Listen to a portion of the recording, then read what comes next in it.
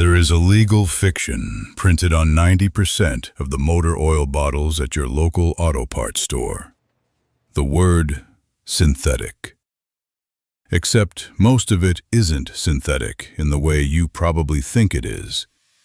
It's petroleum, extracted from the ground, refined at a coastal refinery, and hydrocracked to a slightly better viscosity spec than what your grandfather bought in 1975. And a legal ruling from 1999, the Castrol Syntec case, made it perfectly okay to call it synthetic on the front label. 15 years opening engines, reading MSDS documents, and watching the same marketing shell game get more sophisticated every decade. I can tell you exactly what's inside the bottles you're buying, and it is not what the label claims. The refineries know. The bottlers know. Every technical department at every major oil brand knows. The consumer buying a 5-quart jug for $28 was never explicitly told, because the moment consumers understand the base oil groups, the premium marketing budget stops working.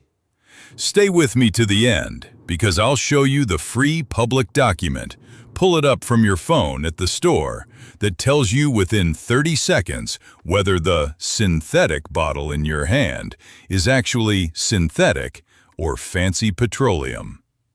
And promise yourself this before we get into the 10 brands. It is not which viscosity you buy. It is not how much you pay at the counter. It is not how often you change it. It is what's actually inside the bottle at the molecular level. Same viscosity number, same price, same schedule, completely different oils inside. By the end of this, you'll have 3 groups of brands to be skeptical about, 4 brands that actually deliver what they claim, and 1 30-second test that never lies. That takes 20 minutes. If you're new here, hit subscribe. This is the channel where mechanics stop playing nice and start telling you what the oil industry counts on you never learning. 20 minutes with me saves you from paying premium prices for slightly refined petroleum for the rest of your car ownership. That's the trade. Let's start with base oil groups, because once you see what those 5 API classifications actually mean, all 10 brand callouts stop feeling controversial and start feeling obvious. Base oil groups in 30 seconds. The American Petroleum Institute, API, classifies motor oil base stocks into 5 groups. Group 1 is what your grandfather ran in his tractor. Cheap petroleum with high sulfur, high impurity, high volatility. Nobody uses Group 1 in a modern engine. Group 2 is the mineral oil that fills conventional bottles today. Refined petroleum, low sulfur, well saturated, does the job at conventional oil prices. Group 3 is where the marketing sleight of hand lives. This is a heavily hydrocracked petroleum base. Same source rock as Group 2, but pushed through additional refining and molecular restructuring until its viscosity index and thermal stability approach what a laboratory-synthesized oil would deliver. It performs meaningfully better than Group 2. Costs the refiners a little more to produce. And thanks to the 1999 legal ruling, it can be legally labeled and sold as full synthetic on the front of the bottle.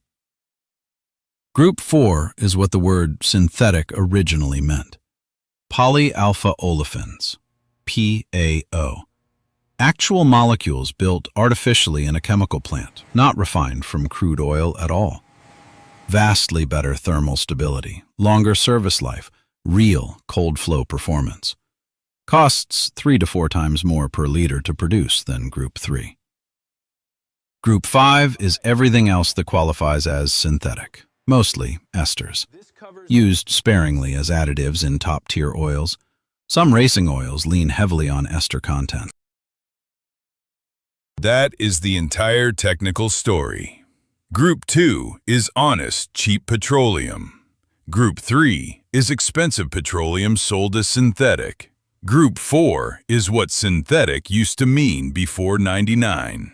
Now let's look at the three groups of brands where Group 3 gets marketed as synthetic. Starting with the big oil flagship products where the deception is most profitable. Group 1 on the list. Big oil flagship synthetics. 4 brands you have seen 1,000 times at every auto parts counter and every dealership. Mobil 1, Castrol Edge, Pennzoil Platinum, Valvoline Syn Power. Each priced in the $28 to $36 range for a 5-quart jug. Each marketed with racing footage, sports partnerships, and the word synthetic printed in a font that costs the marketing department 6 figures per campaign. Here is what a decade of independent oil analysis from labs like Blackstone Laboratories, the Petroleum Quality Institute of America, and independent used oil analysts publishing on car forums has consistently shown about these brands' current shelf formulations. Base stocks are dominantly Group 3 hydrocracked petroleum, sometimes with a small percentage of Group 4 PAO for marketing legitimacy. Not zero PAO, a splash. Enough to legally say the bottle contains PAO without being materially made of PAO. Now, does this Group 3 oil work? For most cars, yes.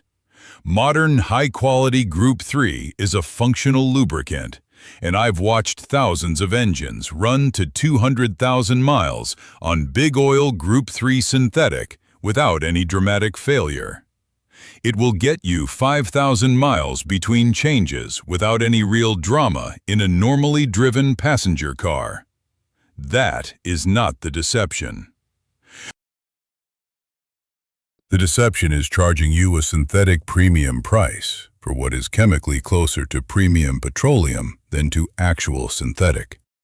And I keep coming back to this one because customers ask me constantly if their expensive oil is worth it. And my honest answer is, not more than the cheap store-brand version of the same base chemistry. Here is what nobody at the auto parts counter tells you. The racing pours these brands sponsor. The actual oil going into the NASCAR entries and the F1 programs are not the same formulations you are buying off the shelf. Those are heavily Group 4 and Group 5 custom blends. The bottle you are buying carries the racing sponsorship, not the racing formula. Real base oil cost differential between a Group 3 formulation and a Group 4 PAO formulation in a 5-quart jug is somewhere between $8 and $15 at cost. That is the invisible tax on synthetic branding. One thing that catches people.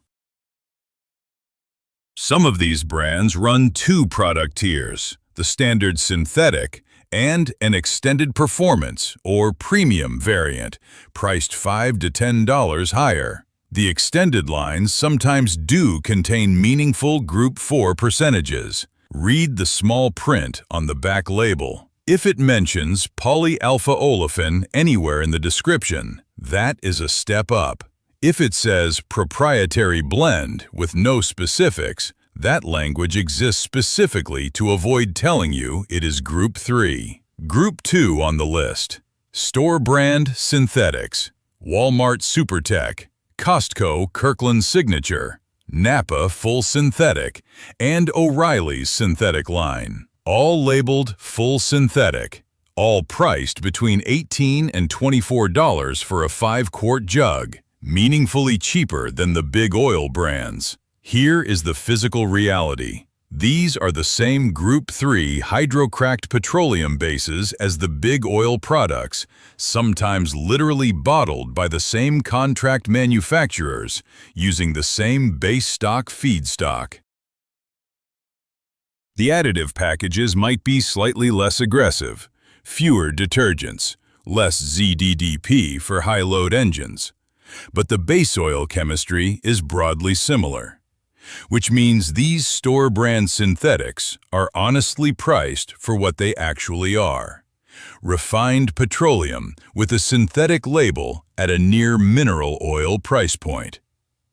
For a normally driven passenger car, commuter, family sedan, no towing, no track, a store-brand Group III oil changed at the manufacturer interval will not shorten engine life. This is not where drivers get hurt. Here is the extension nobody in the aisle mentions. Because these carry the same underlying base as the big oil brands with a much thinner marketing budget, they are one of the better value plays in the segment, if you accept that you are buying Group III.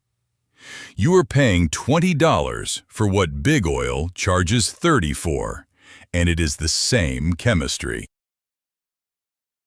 The $11 big oil premium goes to advertising, sponsorships, and shelf placement, not to a better molecule protecting your engine. Drivers get hurt at the top of the price range, where they pay premium prices for premium claims and still receive Group III oil.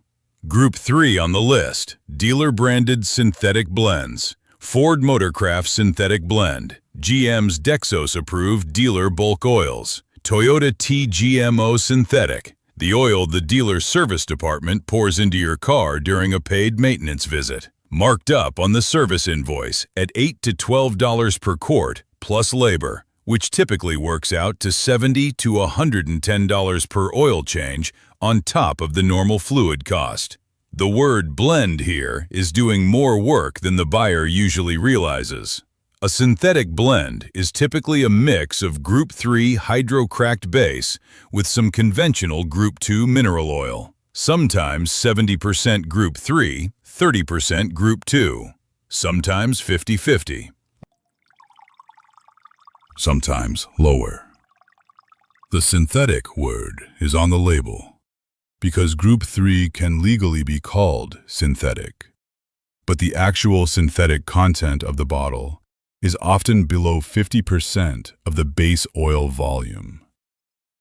Here is what the shop service advisor will not volunteer at the counter, and I've had this exact conversation with customers 100 times when they bring me their dealer service receipt. That $8 to $12 per quart synthetic blend dealer oil is roughly equivalent to buying a 5-quart jug of Walmart SuperTech synthetic for $22 and pouring it in yourself. Same base chemistry, $30+ total difference per change. And if you do it yourself, the drain plug gets torqued correctly instead of stripped by an underpaid quick lube tech. The dealer premium is entirely for the service, not for a superior oil. Nothing wrong with paying the dealer if you value the convenience. Just don't tell yourself you are paying for better oil than what is on the store shelf. Now the elite few, the brands where the word synthetic still means what it originally meant before '99. 4 brands, all significantly more expensive per liter than the big oil flagships, all containing meaningful Group IV PAO and Group V ester content, all with published formulations you can verify independently through their technical data sheets. 1. AMSOIL Signature Series, $50 to $70 for a 5-quart equivalent, delivered from AMSOIL Direct or ordered through independent dealers. Group IV PAO base with ester additives, formulated for extended drain intervals up to 25,000 miles or 1 year under normal driving. AMSOIL publishes their base oil composition in their technical data sheets. You can read the PAO percentage yourself. 2. Redline. $55 to $75 for the equivalent of 5 quarts, purchased through their dealer network. Group 4 and Group 5 blend, heavier on ester content than most competitors. Originally designed for high performance and racing applications, works well in daily driven cars. Slightly higher operating friction than typical Group 3 oils in cold conditions, but exceptional thermal stability once warm. 3. Motul 300V. Purpose-built for track use. Expensive at $40 to $60 per liter. Not for casual daily commuting, unless you have specific engine reasons. Heavy ester content. Not marketed for extended drain intervals. Designed to be changed after high load events, race weekends, high heat runs. Some enthusiasts use it in their daily driver anyway and pay through the nose for the reassurance. 4. Ravenol PAO-based lines. German engineering, imported into the U.S. Expensive, but genuinely PAO-rich. Ravenol publishes independent lab analyses of their base oils on their technical documentation, which almost no other brand does. Here is what nobody in the racing-sponsored television ads mentions. For an ordinary car, driven ordinary miles, you probably do not need Group 4 oil at all. Group 3 is fine for most applications, and I don't tell my regular passenger car customers to switch. Most of them are running normal commuter duty, and their engines will hit 200,000 miles on any competent Group 3. What you need is honesty about what you are paying for. If Big Oil charged their current prices for Group 3 oil and simply labeled it Premium Petroleum, nobody would object.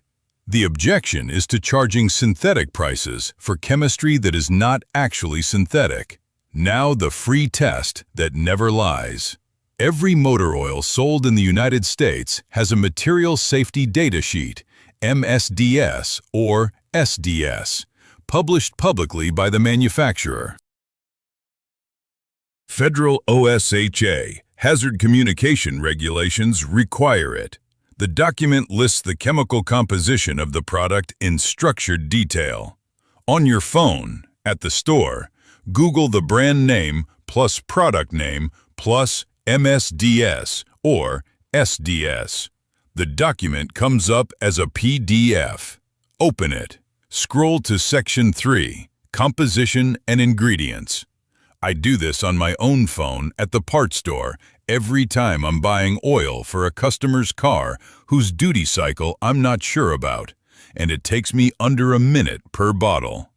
If you see phrases like severely hydrotreated heavy paraffinic petroleum distillates or severely hydrotreated light naphthenic petroleum distillates listed dominantly, that is Group 3 Hydrocracked petroleum, fancy petroleum, still labeled synthetic on the front of the bottle. If you see polyalpha olefins or olefin polymers listed with a meaningful percentage, that is Group 4, real synthetic. If you see esters listed as more than a trace percentage, that is Group 5. Also real synthetic. Read what the manufacturer actually reports, not what the front label claims.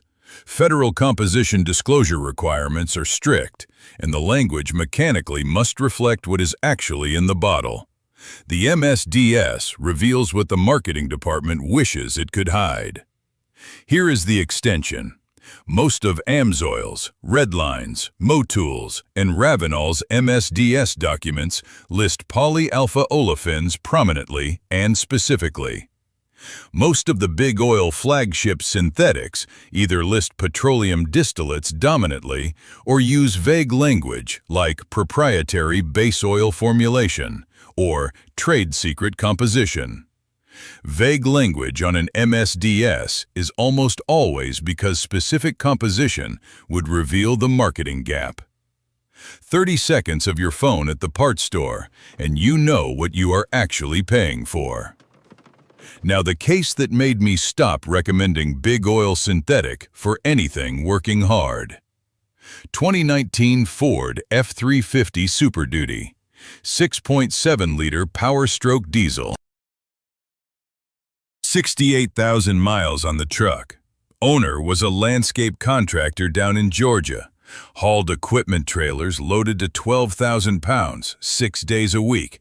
Mostly hot August summers with cabin temperatures over 100 degrees and coolant loads pushing the fan into its aggressive duty cycle.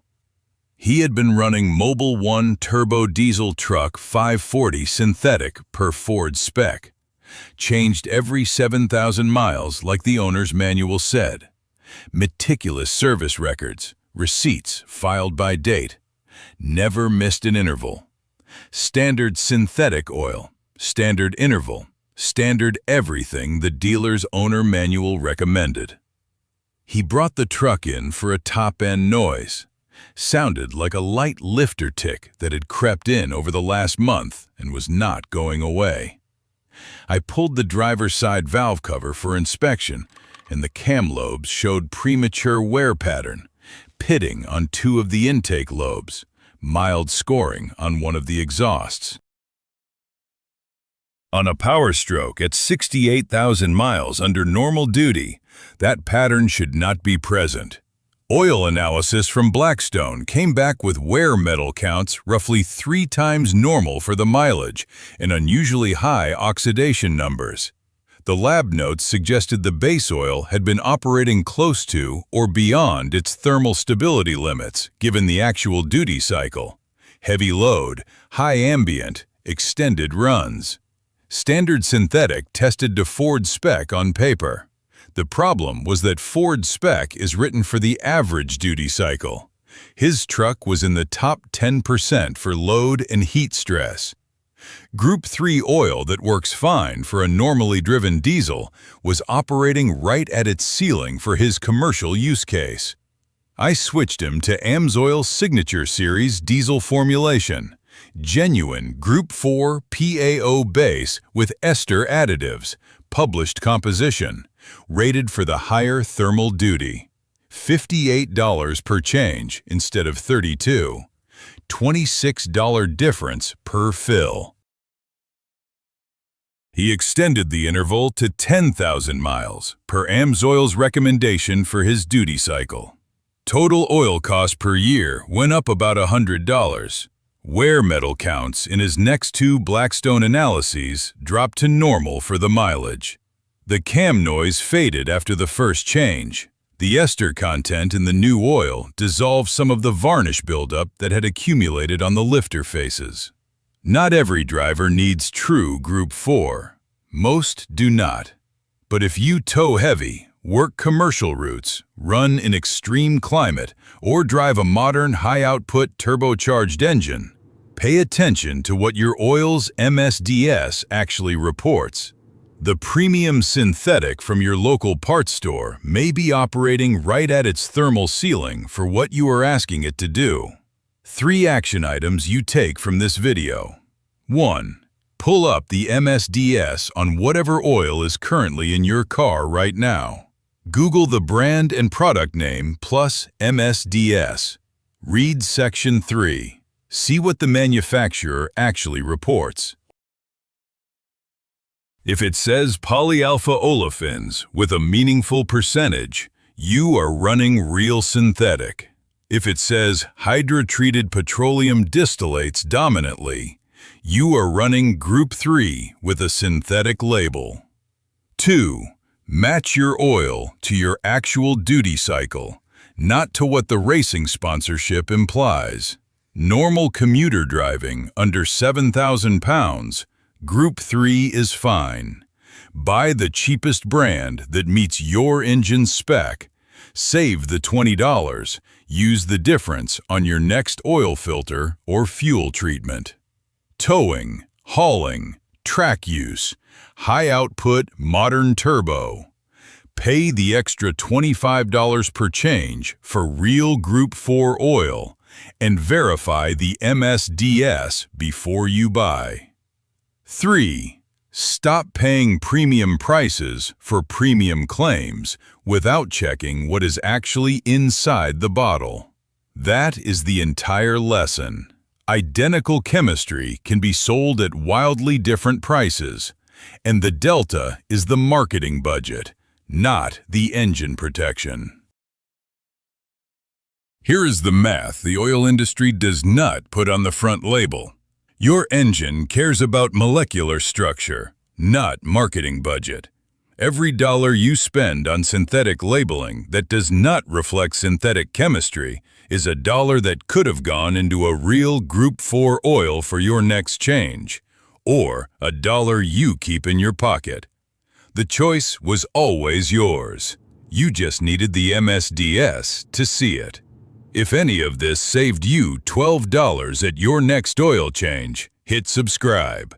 Next video I'm working on is why some diesel engines survive to 500,000 miles on original parts, and others die at 120 on the same fuel, same climate, same driver. That answer will surprise you. See you then.